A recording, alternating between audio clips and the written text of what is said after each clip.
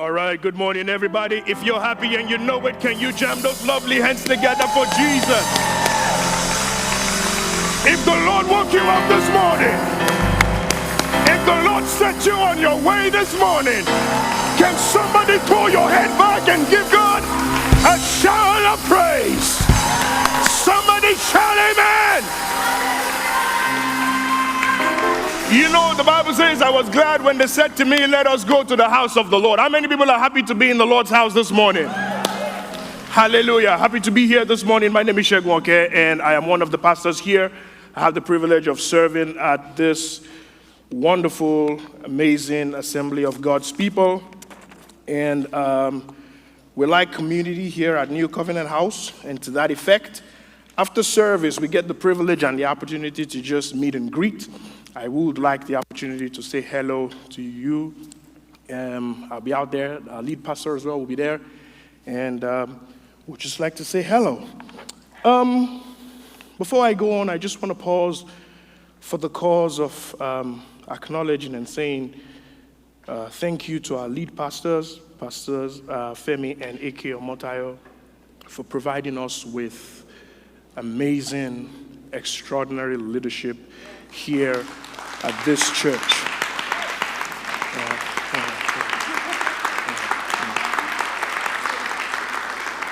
Well, I can take that.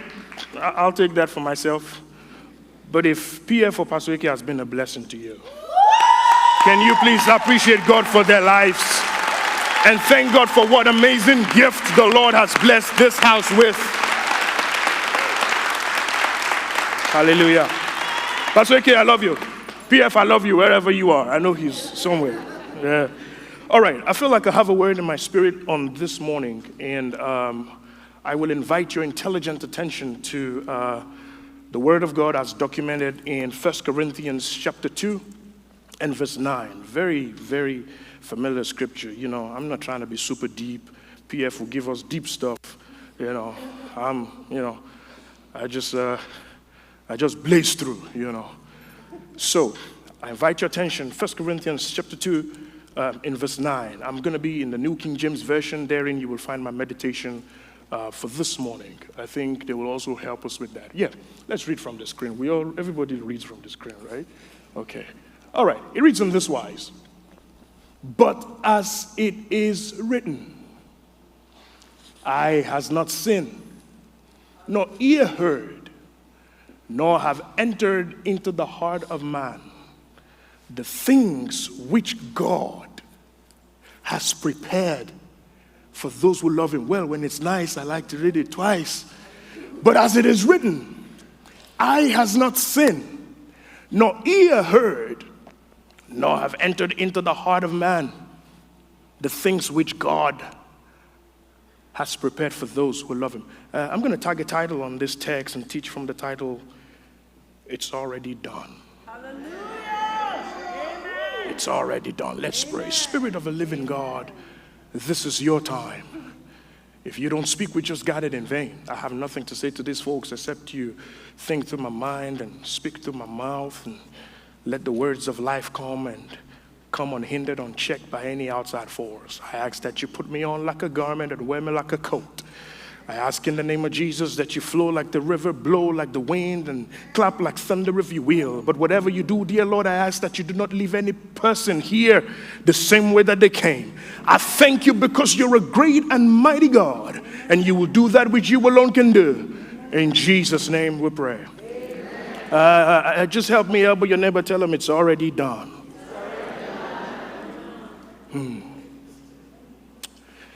My friends, God knows more about the future than you know about your past. See, God is even more interested in your future than you are. And this is why every now and again it becomes very important for us to be able to evaluate our past and keep it in the past. It gets to a point in your life where you need to look at the past and kiss your past goodbye. Matter of fact, some of us need to make peace with our past and realize that what has happened has already happened. My friends, I also realized that it's impossible for you to be trying to make a move forward while your attention is focused backwards. So in order for you to go forward, your attention must be forward. And in Christ, it only gets better. Jesus never promised us a better yesterday. He promises that your path will shine brighter and brighter unto a perfect day. Oh, I feel it already. And this becomes very important, my friends, because in my own little life and, quest for knowledge, I love this particular theologian, a Danish theologian. His name is Søren Kierkegaard. And this is one of the things he says that stays with me. He says, life is lived forward, but life is understood backwards. I say that again. Life is lived forward, but life is only understood backwards. Let me try to explain that. What that means is that there are certain things that don't make sense in one moment of your life, but they make a whole lot of brain in the next level of your life. There's some things that you cry about now, that you're angry and bitter about now, but you'll be celebrating about in the future. Somebody at the back is looking at me like, oh, what's it saying? Remember some of those guys that you wanted to be with some years ago? And remember how you look back and you say, Lord, thank you, Jesus. Because, my friends, life is lived forward and it's understood backwards. There are certain things that are like a burden to you in the present. But in a couple of years from now, they no longer become a burden. They are a blessing that you're grateful to God for. And if you live life long enough, you will understand that you have to live forward and understand life backwards. So somebody is still looking at me like, what's this guy saying? Let's go to the Bible. And so this is the children of Israel. In Exodus chapter 14, the Bible is telling us that, they just come out of, their experience in Egypt and on the way to the land of promise. And here's the Red Sea in front of them. And they're tripping, and they're crying out to Moses. And Moses is tripping as well. Moses is crying out to God, and God looks from heaven and says to Moses, why are you guys crying? Say to the children of Israel, go forward. That's a different message for another day. But he says, go forward. Gives him an instruction, stretch out your rod and do all of that. And they walked on dry ground. The children of Israel were crying about the Red Sea a few moments earlier. But in a different season, the Red Sea opened up and they made it through to the other side. But that's not the trip, Pastor Sami. The trip is this. When they made it to the other side, they looked back over their shoulder. The things that they were crying about, that they thought was going to destroy them, was now the burial ground of their enemies. Because Pharaoh and his chariots were drowned in the Red Sea. So they lived life forward and they understood it. Yeah, that sister is still looking at me like, what's he saying? Let's get another scripture. The Bible says in matter 2 or 3 witnesses, the truth is established, right? So here's Jesus dealing with 4 leprous men. They came to Jesus. Well, if you can do anything for us and heal us and help us. And Jesus didn't say anything to them per se. He just said, well, go show yourselves to the priest. Now that bothered me. Because this is Jesus who is known for sending a word or speaking a word or even spitting on people. But Jesus did none of those in this season. He said, go your way. And the Bible says on their way, something happened. The pain was taken away. The shame was gone. And all of a sudden, the things that they were ashamed of became something that they could celebrate. Because you see, my friends, when God sent them on that errand, everything that was needed for their healing was released. And you see, my friend, as I was writing this sermon, the Holy Spirit asked me to say to a couple of people, God does his best jobs behind the scenes. Oftentimes, the places where God does what he does for you, you don't see it. But the Bible tells us that before they got to the place he sent them, they were healed.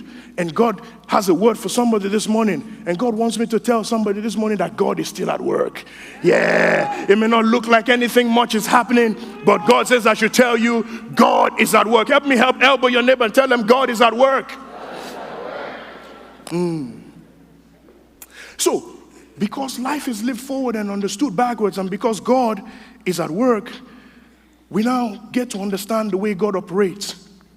And one of the things that God will do for us as we journey through life is that God must help us to see where he has brought us to and where he's brought us from.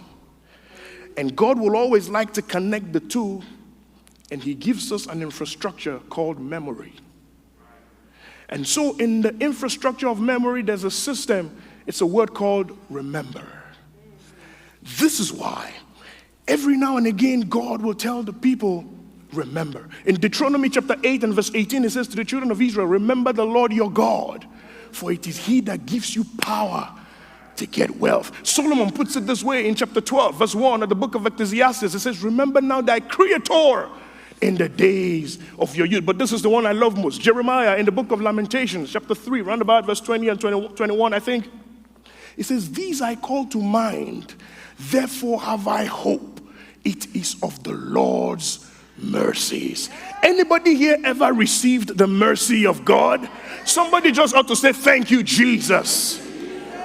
Yeah, because God will always help us to remember. And you see, my friends, memory and remembering is very important, because memory helps us to recreate instances and scenarios in our lives that are valuable. Memory helps us to recreate and to treasure things in our lives that are valuable. And so, my friends, life in itself, I think, is not really a problem to be solved. I think life is a reality to be experienced. I'll say that again. I don't think life is a problem to be solved. I think life is a reality to be experienced. But you see, before you can experience this thing called life, you must have a knowledge of God and of his Christ.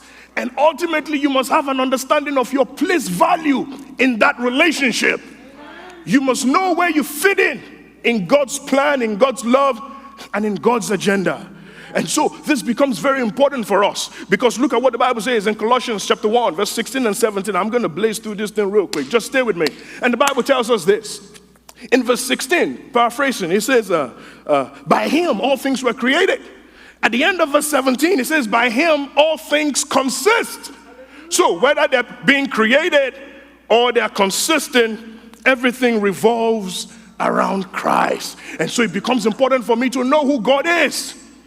I love this other one. In Acts chapter 17, I think it's verse 28 or something like that. It says this, in him we live and move and have our being. I say it again.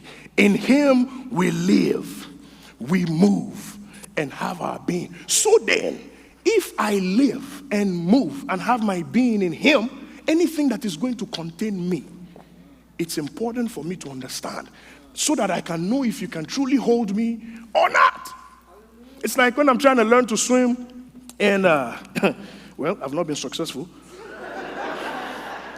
And I'm in the pool with my wife, and she's saying, well, you know, you just have to relax. Relax what?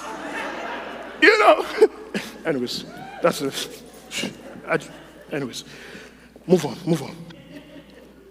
I have to know God. I have to know who he is in order for me to trust my living and being into his hands. You don't trust who you don't know. Until I know what you've done and where you've been, bye. And so, my friends, we must realize, because as I'm thinking, a lot of us know what God has. A lot of us know that the cattle on 1,000 hills belong to him. We know the silver is his and the gold is his. We know all of that. Matter of fact, a whole lot of us know the things that he can do. Oh, we just got to singing. Oh, way maker, miracle worker. We know all of that. But do you know him? Yeah. Because when waymaker is not making a way, when miracle worker hasn't shown up in your house, you got to latch on to something that's greater than what the choir just finished singing in the church. And oftentimes that's where the rubber meets the road. Because we sing all these things, but we don't know him. And it's like, well, I don't know if that PF even knows what they're saying. I better find another church where they know what they're saying. Well, moving on. So, it's important that we know who God is. And here's what interests me. You know, the Bible will tell us many things about God. And here's one of the ones that I love as a person of faith. In Mark 11, 22, 23, 24, 25. Those are one of my favorite scriptures in the Bible, because that's the hallmark of faith. But in verse 22, Mark chapter 11, look at what he says. And Jesus answering, saying unto them, have faith in God. But having done some due diligence on the scriptures, this is what it actually says originally. It says, have the God kind of faith. So which means God has faith. But God is not faith. So you don't brag about how much faith you have as a reflection of you knowing God. For example, I have a car, even though it's not very, but I have a car, but I'm not a car. And so we must learn to define God by who he is. 1 John chapter 4, verse 8, verse 16, it tells us, for God is love. God has faith, but God is love. It becomes important for us to know who God is, my friends.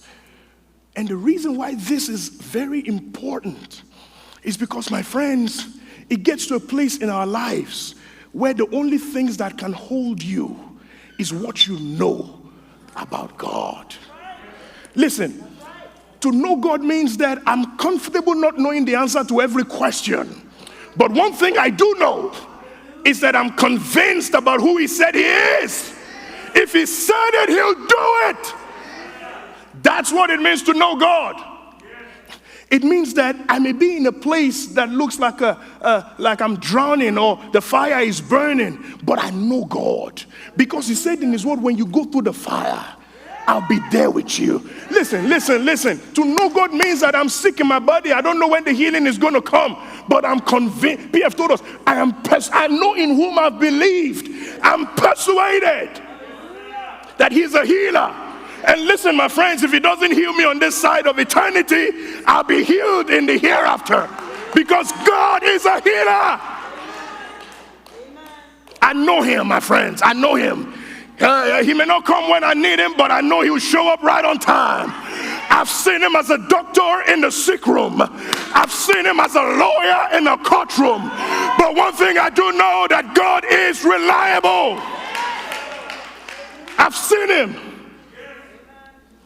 And when you look at your life, there are traces and evidences that tell you that you may not know how. I remember growing up in church and the choir was saying, we may not know how, you may not know when, but he'll do it again. Somebody shout amen. And so I know him. I know him. And going back to that whole thing about God is love. You teach what you know. You give what you have. But you reproduce only who you are. I say that again. You teach what you know.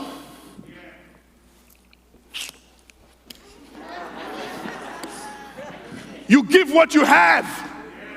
But you only reproduce who you are. So this means that if God is love, and there was a day in Genesis chapter 1 where God says, let us make man. It means that when God produced something, God produced a replica of himself. So which means God produced love. So you and I have the capacity to experience and to express love. So there is no such thing as, I don't know how to love. That's a lie. Except if God did not create you. But if God created you, you have the capacity not just to experience it, but to express it. And look at what God did. When God created Adam and Eve, he will go to them in the cool of the day, and he'll hang out with them, just chilling with Adam and Eve, and just helping them to know him. Because remember, it is in knowing him that you actually know yourself. And God will begin to express things to them about themselves. And God was beginning to build a relationship of trust, because trust is earned and built over time. And so Adam and Eve lived in this situation. They knew God, they understood him, they experienced him. And in their relationship with God, trust was built. But you see, this love, we need to understand and define it. So let's go back to the original text that I read this morning. 1 Corinthians chapter 2 and verse 9. It says, eyes have not seen. Ears, actually, let's just read the last part. It said, the things which God has prepared for those who love him. Let's keep that. Now let's go. Now remember he said, but as it is written. So which means that Paul was giving us his own rendition of something that was written. Now let's go to where it was originally written. It's in Isaiah chapter 64 and verse 4. The ancient eagle-eyed prophet Isaiah says this. He says, eyes have not seen, ears have not heard, neither had the eye seen, O God, beside thee, what you have prepared for those who wait. Very good. That's the one. That particular translation.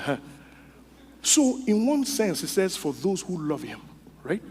In another one, he said, for those who wait. So, which means in God's ecosystem, love is equivalent of waiting.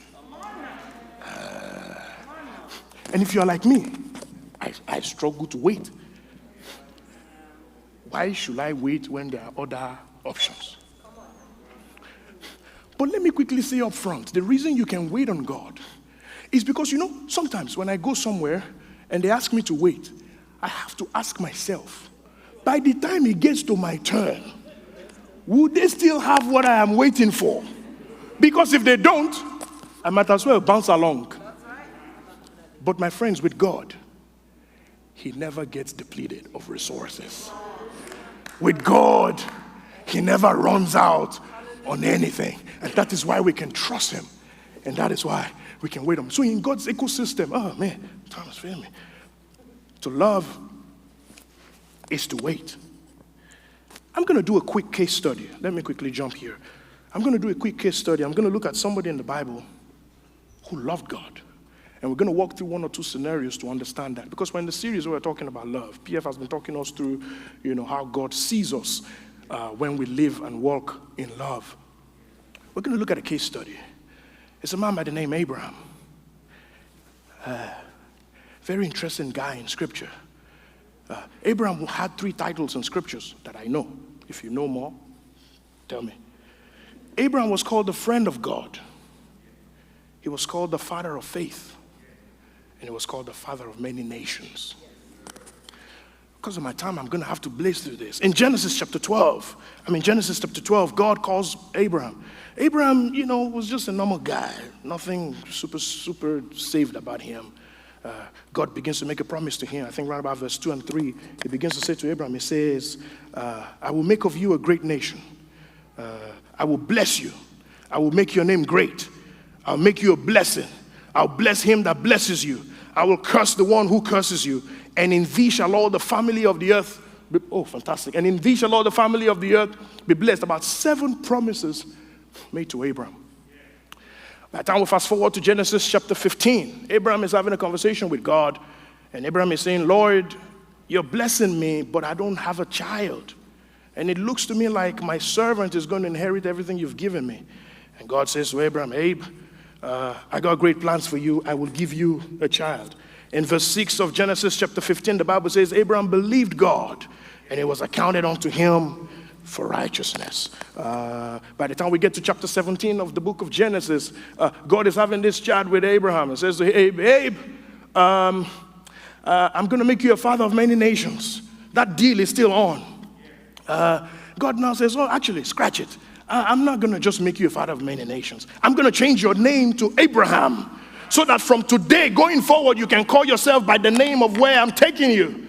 And Abraham's name gets changed, and God says, I'll make you. Look, God is interesting. In the beginning of that chapter, it says, I will make you. By the time we get to verse 4, he says, I have made you. Verse 5, I have made you. Now, Abraham did not have a child still. And for me, that was a problem. Because now the promise is aging. Abraham's body is aging. Auntie Sarah, the body has ended. But God still keeps making a promise of. Now, Abraham did not, keep in mind, Abraham did not ask God for nations. Abraham just asked him for one child. But you see, the promise exceeds your thoughts, your expectations, or what you can ask for. Isaiah puts it this way: my ways are not your ways. My thoughts are not your thoughts. Oh, I love the way Paul puts it in verse 20, chapter 3, the book of Ephesians. Unto him that is able to do exceeding abundantly above all. Abraham had a request but God had a promise. Could it be that sometimes the reason why the things we're asking God for seems undone is because it's not yet on the level of the promise that God has for you? Yeah. And I hear the choir sing every now and again, your promise still stands.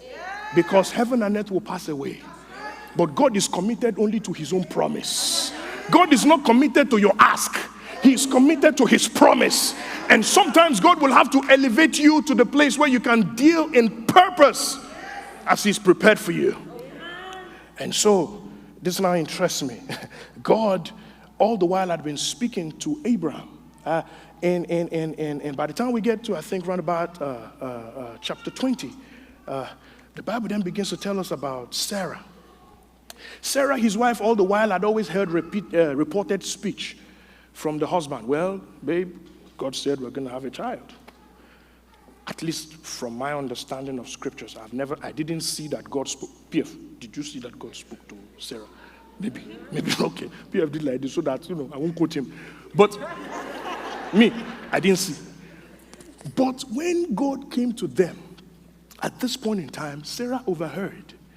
And for the first time, she laughed. Because she's saying, God, have you seen my statistics of late? Have you seen the records that are out there about me? And she laughed. But much more than laughing, she believed. I know she believed because the Bible tells us in Hebrews chapter 11, one of my favorite, in verse 11, in the hallmark of faith. Listen to what he says. It says, through faith, also Sarah herself. It got to a point where she was no longer depending on what Abraham was saying. At this point, she came to herself and said, listen, I have to receive my own strength. And where did the strength come from? Isaiah chapter 40, verse 31. But they that wait upon the Lord shall renew their strength. Because in God's ecosystem, loving is waiting. And so she had waited long enough, and God had built capacity within her to receive and to conceive seed. And so God is going to walk through Sarah. God is going to help Sarah to bring forth. And I was asking God, Lord, I don't understand. Because by the time we get to Genesis chapter 22, I think it is, the Bible says that, and God visited Sarah. I think it's, let me be clear on what I'm saying. And the Bible tells us that somewhere around about Genesis chapter 21, the Bible says, and God visited Sarah. Now that bothered me a little bit. It bothered me because the little bit that I know about these things, she wasn't going to get herself pregnant. So I'm thinking if God was going to visit somebody, you need to visit the person who is going to, execute the transaction. But God decided that he was going to visit Sarah. And so I'm thinking, because I know I have an intelligent audience in this church, and I'm asking God why. And I didn't get an answer until very early this morning. And I found the answer in the passage we read in Hebrews chapter 11 and verse 11. The Bible says she received strength to conceive. And I looked up the word conceive there. The word conceive there talks about a foundation. God was not ready to put a seed on a faulty foundation. And so Sarah had to receive strength because what was coming inside of her was great. And God sent me to tell you this morning that there's something that he's about to deposit in your life that requires a strong foundation. Don't despise the seasons of delay. Let me talk about delay for a moment as I begin to try to wrap this thing up. I can't finish all this thing. I can finish. So, God has to introduce a system of delay because it's in the waiting that relationship is developed and trust is built. And you see, if you live long enough, you might have or you will experience season of unexpected, undeserved moments of contradiction and adversities which you must endure without explanation. I'll say that again. If you live long enough, maybe you've experienced or you will experience times of undeserved, unexplainable moments that you must endure complexities and difficulties without explanation. Abraham has a promise and Sarah have a promise. God has no explanation as to why the delay. But you see, God will not always explain himself. But God eventually reveals himself. So that you can be comfortable with living not by detailed explanation, but by divine instruction. Come on now. Please say that again. And the reason why God makes this happen is because in God's ecosystem of operation, he wants you to live by his instruction, so that even when he doesn't explain it, you know that you can bet your life on it, that God is too faithful to fail. 1 Samuel chapter 15, round about verse 29, it says, the strength of Israel will never lie. God cannot lie. But the same God who introduced the system of delay also introduced a system of strength through which Sarah was able to conceive. Now, let me quickly look at what it means to love God from Abraham's perspective. You know, it's not too much jumping today. We need it to sink in. So, Abraham loves God. He loves God to the point where, this trips me. Genesis chapter 18, let's look at this one. Let's walk through this case study. If I don't get through other things, we'll be all right. Genesis chapter 18, this is very interesting. I want us to read it. I don't want to just quote it. So please help us. Genesis chapter 18. Listen carefully. Matter of fact, let me come here so I can see it very well. Okay.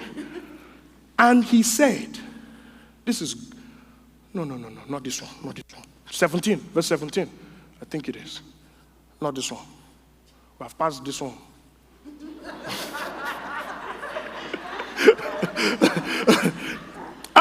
God bless you. God bless those people there. Look at what he says. And the Lord said, shall I hide from Abraham that thing which I do? Move on. Seeing that Abraham shall surely become a great and mighty nation, and all the nations of the earth shall be blessed in him. Picture this. So God is trying to hide. God is trying to hide. God wants to execute a transaction. The intention of God was to hide. Please, let's have that scripture again, verse 17. The intention of God was to hide it. But God now confers with the heavenly host. He said, but it's difficult for me. This transaction cannot be successful if I don't consult with Abraham. Can you beat that? This man has built equity with God to the place where God cannot execute anything on earth without consulting him. That's the hallmark of a friend of God. That's what it means to love God. Where God will not do things. See, to love God is not to use it to be able to rain fire on your enemies. It's to be able to use it as an intercessory tool, even when things happen to people that have hurt you. Now, God is now going to consult with Abraham. Further down in this transaction, they begin to negotiate. They say, well, God, you know, the little I know about you, you are a faithful God. How about if you find 100 people or 50 people and they negotiated all the way to 10? Now, Pastor Sami, when you read that chapter, they ended up somewhere around about negotiating for 10 people. So God was right to destroy Sodom and Gomorrah on the strength of his consultation with Abraham. If God goes to Sodom and Gomorrah and we know that there were no 10 righteous people there, God was right to destroy the land. But by the time you get to Genesis chapter 19, the Bible tells us that God destroyed Sodom and Gomorrah, but God remembered Abraham. See, what this means is that God knew that Abraham was concerned about Lot, his cousin. And so, whereas God destroyed the land, God spared Lot. So Lot was walking free on the account and the strength of negotiations that took place in places that he did not know. May I just tell you, you are about to step into the fulfillment of things that you were not part of. The Bible says you will live in houses that you did not build. You will eat from vineyards that you did not plant. Somebody shout amen. And that is why you must live humbly. Because Lord, you are just a recipient of the grace of God on the life of Abraham. And that is why I know that many things that happen in my life, he says the race is not to the swift. I know that it's not because of me. I know that my mother prayed for me. My friends prayed for me. And that is why you also must pray for people.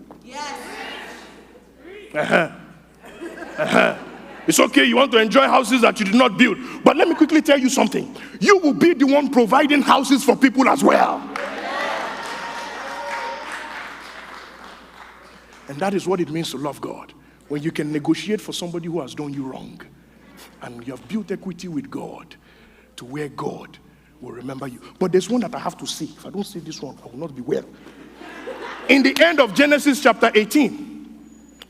Look at, please help us. We read verse 7.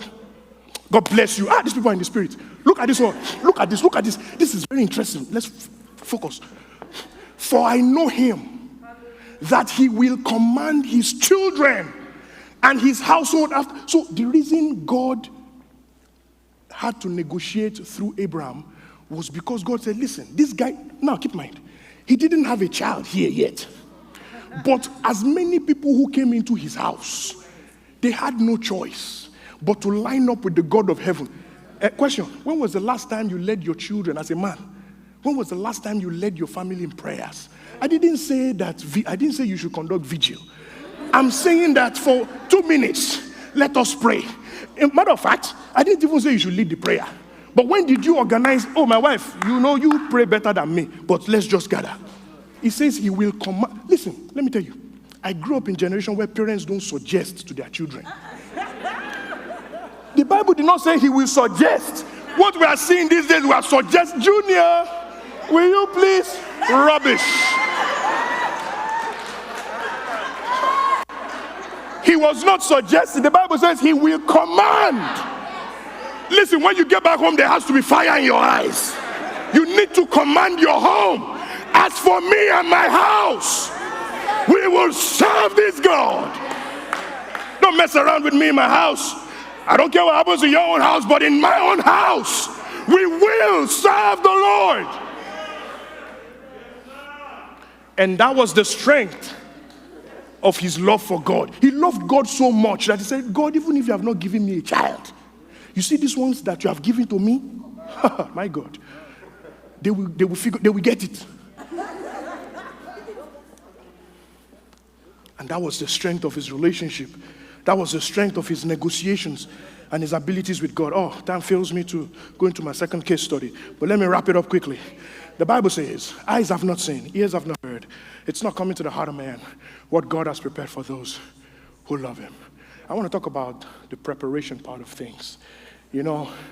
Every now and again, my wife and friends will go out and have some meal, and I've realized what makes the difference.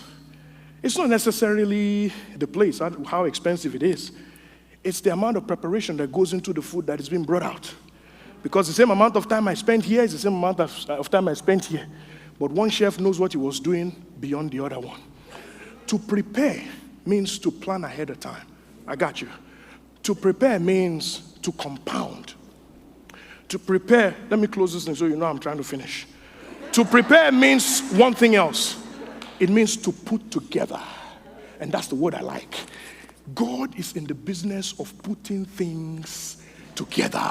And the difference between a master chef and just us ordinary people who try to do something is that they know how to put the right ingredients under the right temperature, in the right combination.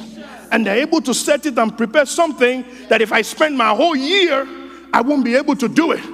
Because God knows how to prepare. And as I was preparing for this sermon, God sent me to remind you about something he's prepared for you.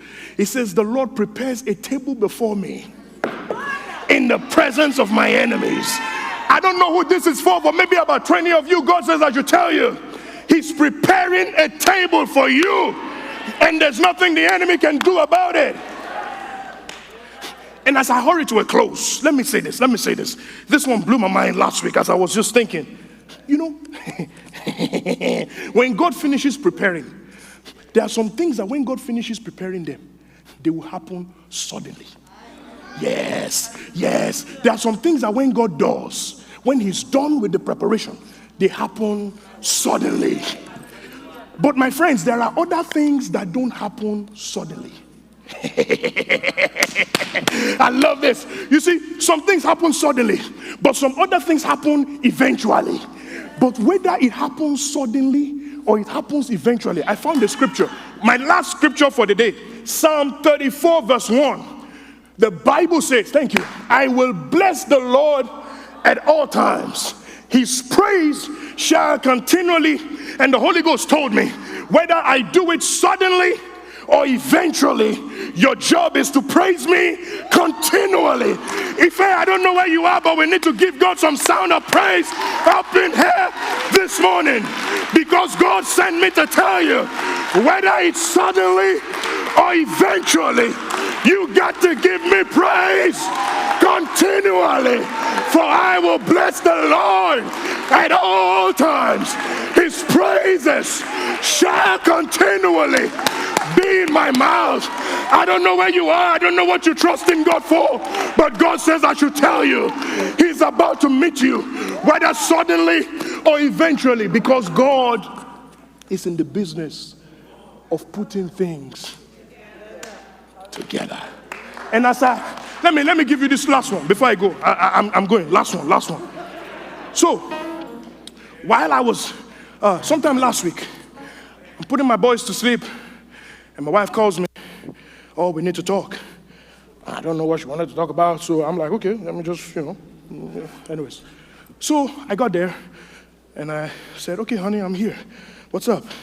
And she said, well, we need to make a decision about this and that, and some of those decisions we're going to border on very, very critical components of our lives and our kids. And she said, well, because there's something we've been believing God for, this is in the 6th year now. And she said, well, we have to make an alternative arrangement because I don't know if God is going to do this thing anyway. And I heard the voice of the devil in that moment saying, well, maybe God is not going to do it. But at that moment, I heard the Spirit of God inside here. Not here. Here. I mean, I'm not one of those that I hear audible voice all the time. Like PF and Pastor Eke. But I heard it here. And the Lord told me, tell your wife, I'm not going to do it. I have already done it. And so I got up. I said, baby, God is not going to do it. God has already done it. And I came to tell New Covenant House this morning, it's already done. Help me tell 3 people, it's already done. Help me tell 3 people, it's already done.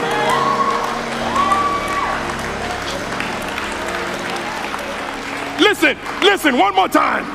If God has already done it, can you praise Him like you just don't care? Yes! It's already done. George, it's already done. It's already done. It's already done. And I want to close by telling you that there's a blessing with your name on it. There's a miracle with your name on it. One more time, can you holler, it's done? It's done. My name is Shaggs, and I approve this message.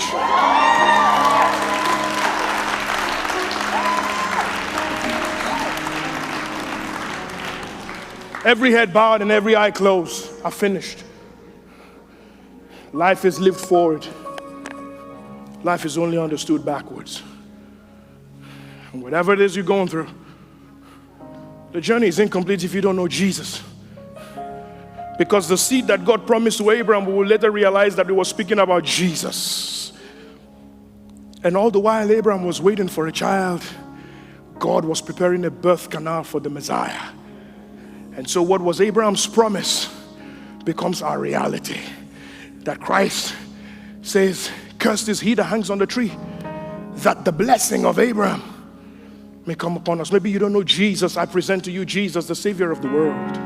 I present to you Jesus, the monarch of the universe, with his arms open wide, stretched out wide, wanting to love you, wanting to know you. And God says, if you don't know him, I should call you to him this morning. Maybe you don't know Jesus and you just want the opportunity to know him. Just like Abraham did, just say with me, Lord Jesus, I thank you for the blood of Jesus that cleanses me from all unrighteousness. With my heart, I believe With my mouth I confess that you died for my sins and you rose again. In you I have life, and I have abundant life. From this day forward, be my Lord and my God. In Jesus' name. Can we put those lovely hands together for Jesus one more time?